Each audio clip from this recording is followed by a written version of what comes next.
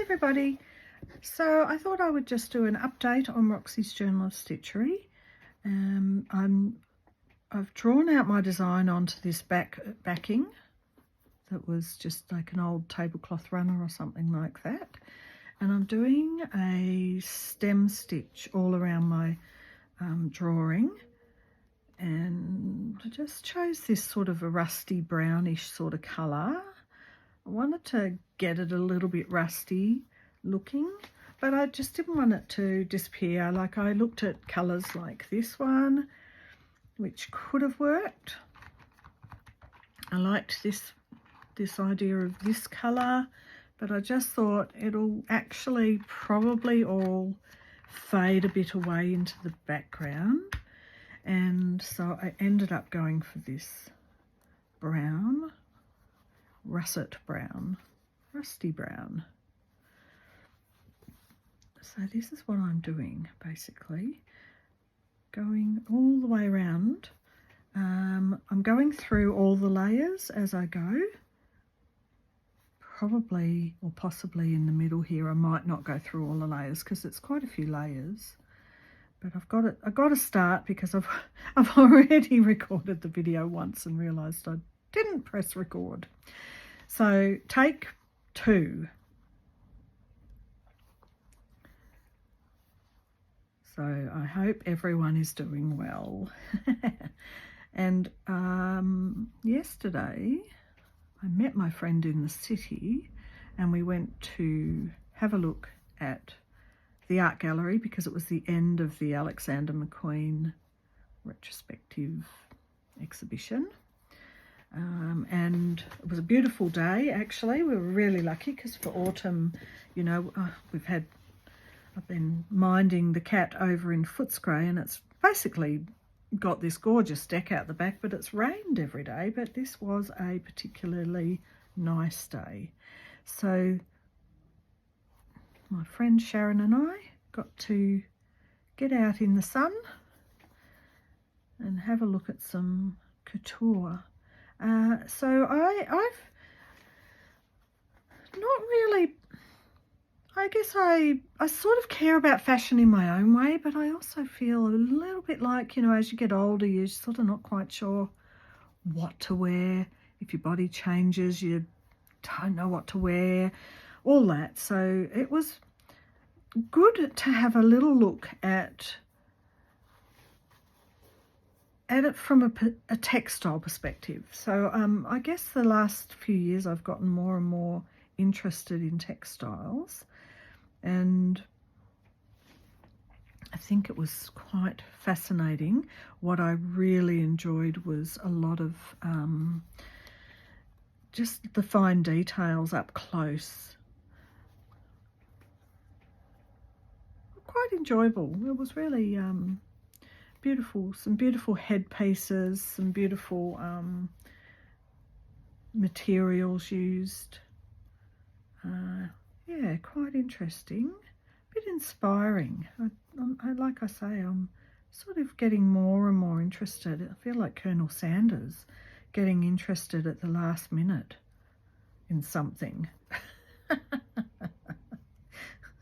You know Colonel Sanders, Kentucky Fried Chicken. He started his business in his 60s.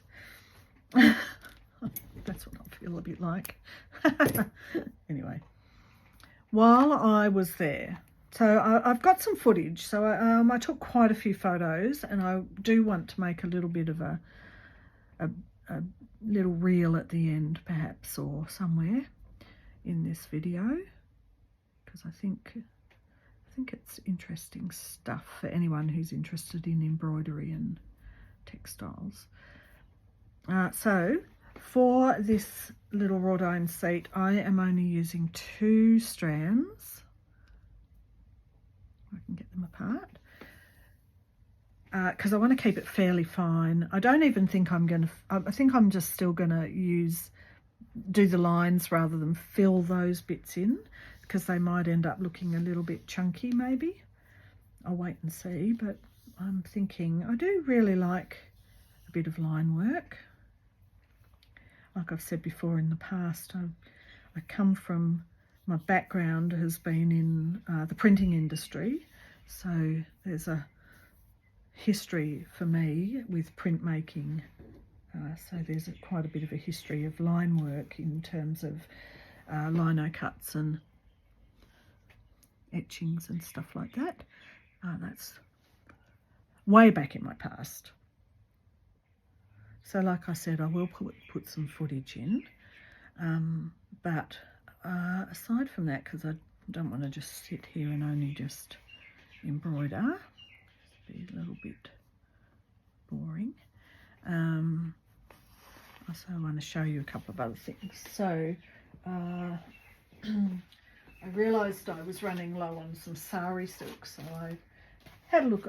My go-to still is eBay for a lot of things. So these were all twisted up and I've undone them a bit. So I got this sort of champagne colour. I think they were only about $10 or something for the whole lot. Pretty good. I got this because I like to have a bit of blue or purple. This is a funny kind of a yellowy colour, but that'll still come in useful. And I got a copper. So I've definitely now got enough sari silk to last me a long time. I don't need any more. So that was one internet buy I had. Delicious. Anyway, so we had a lovely walk through, and I went earlier, I went up to the 3rd floor to look at the contemporary art, but ended up really looking mostly and enjoying a lot of the Venetian glass, a beautiful old like 1800s and early 1900s glasses and decanters.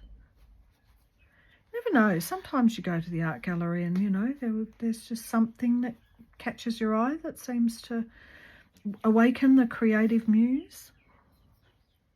So I did that, wandered round with all the people, because you had to with these big exhibitions, they you know, you often have to buy your tickets ahead of time and nominate. Since COVID especially, we now buy our tickets ahead of time and nominate what time we're going in. So there's not too many people. I guess they do that overseas, like with the Mona Lisa and stuff like that, but you still can't get there to the front of the line. Anyway, it was very interesting. Very interesting. So yes, anyway, I'll show you some footage. I was thinking how all my life I've done sort of all sorts of things, but not really textiles, and it's quite fascinating to go and look at these shows and designs by well-known fashion designers and start to see it all with a new eye, you know, just the little details, the little pleats and tucks and all of that sort of stuff. Quite fascinating. As you might remember, I have talked about in the last video May Morris, and went into because these exhibitions, they do this, they all do this. They have it that you walk through and at the end you go and basically at the end you end up in the shop. As you do. You end up at the shop. So I came out from the Alexander McQueen shop just had really big expensive books, and I don't know what else. I didn't really I didn't really want to buy anything in there, but I do like having a little bit of a trawl through the gallery shop, because there's always something of interest, an artist that you might be interested in. And I have been I did talk in the last video about May Morris. So the very first book that I saw when I went out and looked in there in the shop after was this book. So May Morris, Arts and Crafts Designer. So it's put out by the V&A, so the Victoria and Albert Museum in London, which I went to see the Frida Kahlo exhibition a couple of years ago, many years ago. In that art gallery, there is, like, you just have to go into the restaurant because it's all got William Morris prints on the walls, and it's just absolutely divine. But I'm quite fascinated always by how a male can be very well known, but a female maybe hides in the shadows a little bit, because that was how they do it back in the day. They would not give as much credit. But I think that May definitely had a good body of work. So let's have a look. Here's the whole family. So I'm really happy I picked this up, and aside from this early years with her father being William Morris, we're looking at her life as an artist. And so she did a lot of, let's move past the family history. So firstly, sketches and watercolour was where she started.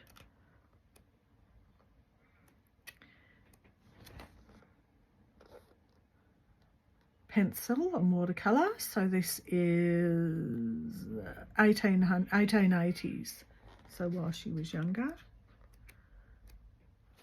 And then we start to get into 1891 with her silk on linen work, and this is probably one of her famous honeysuckle designs, and we've probably seen a few of these designs on the internet. And this one, look at this, isn't it gorgeous? So I'm just having a look up, like when you look back at that it looks like a print, but look up close, it's got all this little tiny stem stitch embroideries. Really quite effective. It's not thousands of different stitches, it's just using stem stitch or running stitch or satin stitch. Here it says darning stitch, long and short stitch, stem stitch, satin stitch, buttonhole stitch, so there's some buttonhole stitch somewhere, couching and laid work. So quite interestingly enough, it has a vibrancy, but it still has a flatness. It's not like, you know, these are really jumping out of the page embroideries, you know, that are more 3D. But I love it. I love it. It's just, you know, fabulous work. I hope it's easy to see on the, and it's delicate, like it's very fine. Like look at this beautiful satin stitch or stem stitch overlaid. Lovely, gorgeous.